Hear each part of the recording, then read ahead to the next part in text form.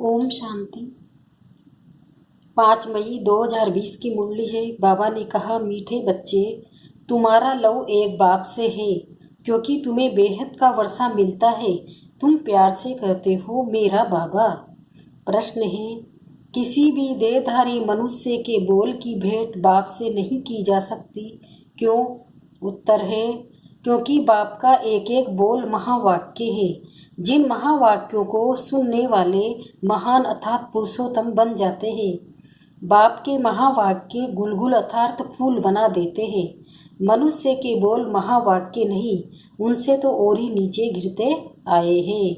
गीत बदल जाए दुनिया, न बदलेंगे हम। ओम शांति। गीत की पहली लाइन में कुछ अर्थ है, बाकी सारा गीत कोई काम का नहीं है। जैसे गीता में महावाक्य भगवान वाच मन मना भव मद्धाजी भव, ये अक्सर ठीक है। इसको कहा जाता है आटे में नमक।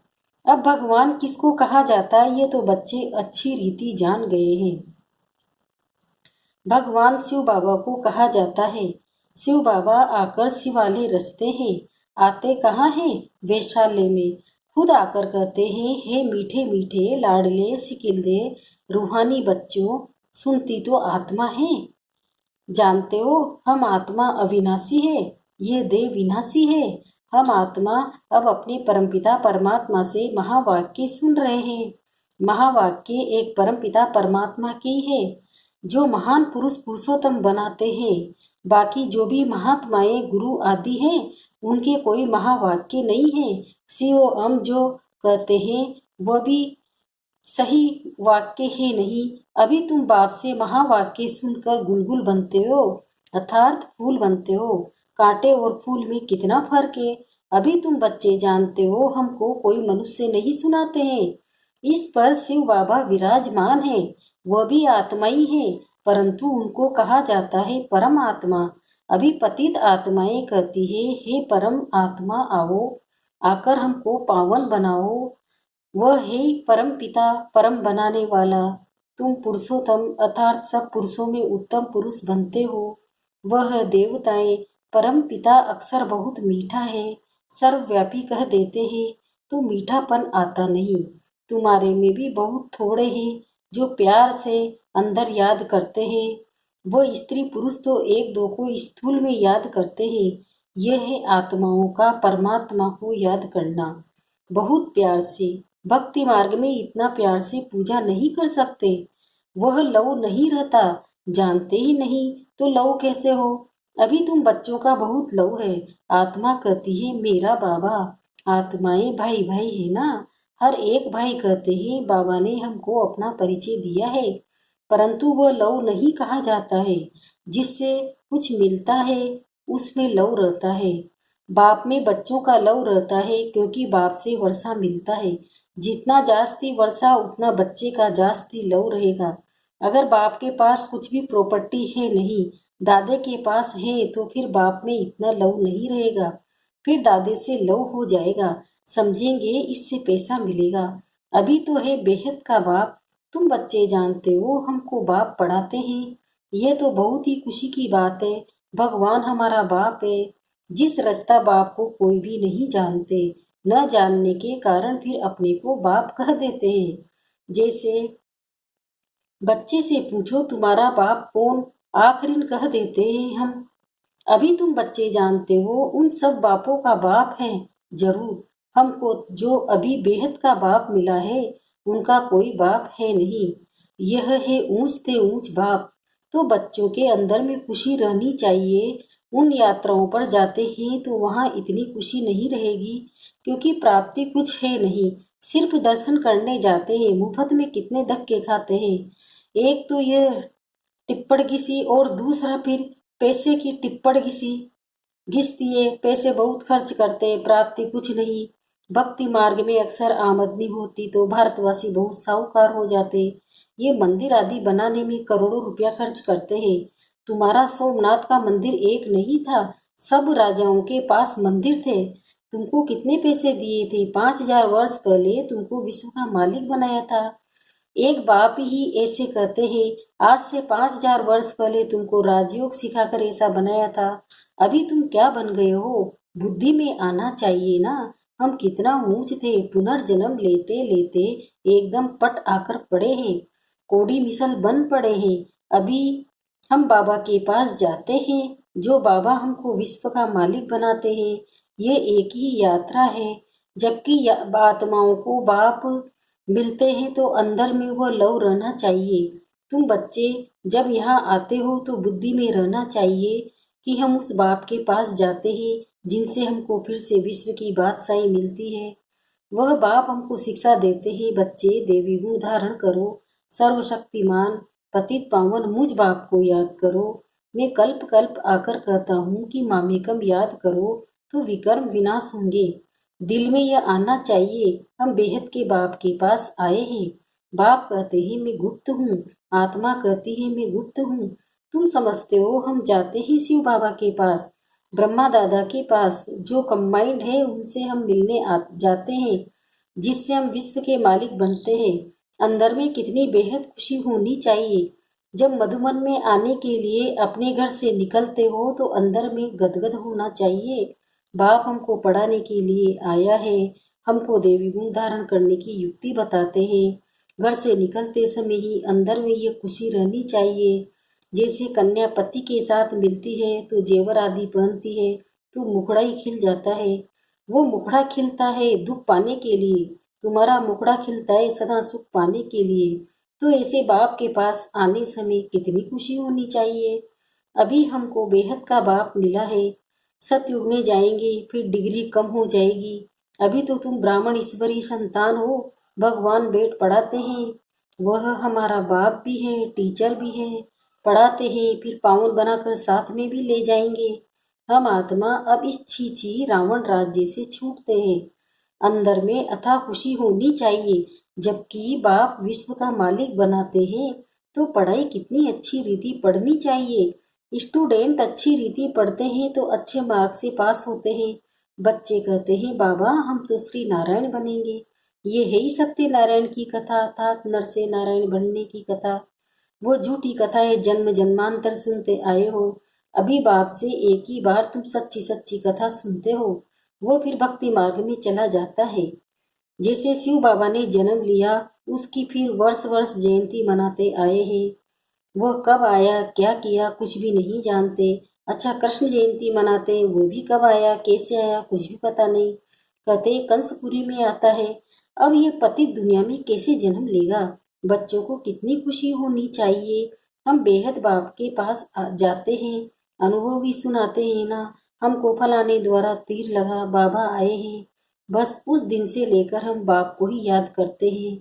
ये है तुम्हारी बड़े से बड़े बाप के पास आने की यात्रा। बाबा तो चैतन्य है, बच्चों के पास आते भी हैं जाते भी हैं, वह है जड़ यात्राएं। यहाँ तो बाप चैतन्य है। जैसे हम आत्मा बोलती है वैसे वो परमात्मा बाप भी बोलते हैं शरीर द्वारा। यह पढ़ाई है भविष्य 21 जन्म शरीर निर्वाह के लिए, वह है सिर्फ इस जन्म के लिए। अब कौन सी पढ़ाई पढ़नी चाहिए, वह कौन सा धंधा करना चाहिए। बाप कहते हैं दोनों करो। सन्यासी वो मिसल घर बार छोड़ जंगल में नहीं जाना है। ये तो प्रवृत्ति मार्ग है ना। दोनों के लिए पढ़ाई है। सब तो पढ़ेंगे भी नहीं, कोई अच्छा पढ़ेंगे कोई कम। कोई को एकदम झट तीर लग जाएगा, कोई तो तवाई मिसल बोलते रहेंगे। कोई कहते हैं हाँ हम समझने की कोशिश करेंगे, कोई कहेंगे ये तो एकांत में समझने की बातें हैं, बस फिर गुम हो जाएंगे। कोई को ज्ञान का तीर लगा तो झट आकर समझेंगे। कोई फिर कहेंगे हमको फुर्सत नहीं, तो समझो तीर लगा नहीं। देखो बाबा को तीर लगा तो फट से छोड़ दिया ना। समझा बादशाही मिलती है उनके आगे, ये क्या है। हमको तो बाप से राजाई लेनी है। अभी बाप कहते हैं वो धंधा आदि भी करो, सिर्फ एक हफ्ता ये अच्छी रीति समझो। ग्रस्त व्यवहार भी संभालना है, रचना की पालना भी करनी है। वो तो रचकर फिर भाग जाते हैं। बाप कहते हैं तुमने रचा है तो फिर अच्छी रीति संभालो। समझो स्त्री अथवा बच्चा तुम्हारा कहना मानते हैं तो सपूत है, नहीं समझते हैं तो कपूत है। सपूत और कपूत का पता पड़ जाता है ना। बाप कहते हैं तुम श्रीमत पर चलेंगे तो श्रेष्ठ बनेंगे, नहीं तो वर्षा मिल न सके। पवित्र बन, सपूत बच्चा बन, बाप का नाम बाला करो। तीर लग गया फिर तो कहेंगे बस अभी तो हम सच्ची कमाई करेंगे। बाप आए ही शिवालय में ले जाने, तो शिवालय में जाने के लिए भी लायक बनना है, मेहनत है। बोलो, अब शिव बाबा को याद करो, मौत सामने खड़ा है, कल्याण तो उनका भी करना है ना। बोलो, अब याद करो तो विकर्म विनाश होंगे। तुम बच्चियों का फर्ज है पियर घर और ससुर घर का उद्धार करना। जबकि तुम्हें बुलावा होता है तो तुम्हारा फर्ज है उनका कल्याण करना। रहम दिल बनना चाहिए, पति तमो प्रधान मनुष्य को सतो प्रधान बनाने का रास्ता बताना है। तुम जानते हो हर चीज नई से पुरानी जरूर होती है। नरक में सब पतित आत्माएं हैं, तब तो गंगा में स्नान कर पावन होने जाते हैं। पहले तो समझे कि हम पतित है इसलिए पावन बनना है। बाप आत्माओं को कहते हैं मुझे याद करो तो तुम्हारे पाप नष्ट हो जाएंगे। साधु संत आदि जो भी है सबको ये मेरा पैगाम दो कि बाप कहते हैं मुझे याद करो। इस योग अग्नि से अथवा याद की यात्रा से तुम्हारी खाद निकलती जाएगी। तुम पवित्र बन मेरे पास आ जाएंगे। मैं तुम सबको साथ ले जाऊंगा। जैसे बिच्छू होता है चलता जाता है, जहाँ नर्म चीज देखता है तो डंक मार देता है। पत्थर को डंक मार क्या करेगा। तुम भी बाप का परिचय दो। यह भी बाप ने समझाया है। मेरे भगत कहाँ रहते हैं? शिव के मंदिर में, कृष्ण के मंदिर में, लक्ष्मी नारायण के मंदिर में। भगत मेरी भक्ति करते रहते हैं। हे तो बच्चे ना, मेरे से राज्य लिया था, पूज्य से पुजारी बन गए हैं। देवताओं के भगत है ना। नंबर 1 है शिव की अव्यभिचारी भक्ति। फिर गिरते गिरते अभी तो भूत पूजा करने लगे हैं। शिव के पुजारियों को समझाने में सहज होगा। ये सब आत्माओं का बाप शिव बाबा है, स्वर का वर्षा देते हैं। अभी बाप कहते हैं मुझे याद करो तो विकर्म विनाश हो। हम तुमको पैगाम देते हैं। अब बाप कहते हैं पतित पावन गंगा का सागर में हूँ, ज्ञान भी सुना रहा हूँ, पावन बनने के लिए योग भी सिखा रहा हूँ, ब्रह्मा तन से मैसेज दे रहा हूँ। मुझे याद करो, अपने 84 जन्मों को याद करो। तुमको भगत मिलेंगे मंदिरों में और फिर कुंभ के मेले में। वहां तुम समझा सकते हो पतित पावन गंगा है यह परमात्मा। तो बच्चों को ये खुशी रहनी चाहिए कि हम किसके पास जाते हैं। है कितना साधारण, क्या बड़ाई दिखाएं। शिव बाबा क्या करे जो बड़ा आदमी दिखाई पड़े। सन्यासी कपड़े तो पहन नहीं सकते। बाप कहते हैं मैं तो साधारण तन लेता हूँ, तुम ही राय दो कि मैं क्या करूँ, इस रथ को क्या श्रृंगारूं। वह हुसैन का घोड़ा निकालते हैं, उनको श्रृंगारते हैं। यहाँ शिव बाबा का रथ फिर बेल बना दिया है। बेल के मस्तक में गोल गोल शिव का चित्र दिखाते हैं। अब शिव बाबा बेल में कहाँ से आएगा। भला मंदिर में बेल क्यों रखा है। शंकर की सवारी कहते हैं, सूक्ष्म वतन में शंकर की सवारी होती है क्या। ये सबे भक्ति मार्ग जो ड्रामा में नूंद है। अच्छा, मीठे मीठे सिकिल्दे बच्चों प्रति माता पिता बाप दादा का याद प्यार और गुड मॉर्निंग। रूहानी बाप की रूहानी बच्चों को नमस्ते। हम रूहानी बच्चों की भी रूहानी माता पिता बाप दादा को याद प्यार गुड मॉर्निंग। नमस्ते नमस्ते नमस्ते। शुक्रिया बाबा शुक्रिया, आपका पद्मा पदम शुक्रिया। धारणा के लिए मुख्य सार है। पहला है अपने आप से प्रतिज्ञा करनी है कि अभी हम सच्ची कमाई करेंगे, स्वयं को शिवालय में चलने के लायक बनाएंगे, सपूत बच्चा बनकर श्रीमत पर चलकर बाप का नाम बाला करेंगे। दूसरा है रहम दिल बन, तमो प्रधान मनुष्य को सतो प्रधान बनाना है, सबका कल्याण करना है, मौत के पहले सबको बाप की याद दिलानी है। वरदान है हाजी के पाठ द्वारा सेवाओं में महान बनने वाले सर्व की दुआओं के पात्र भव। अब इसका विस्तार बता रहे बाबा।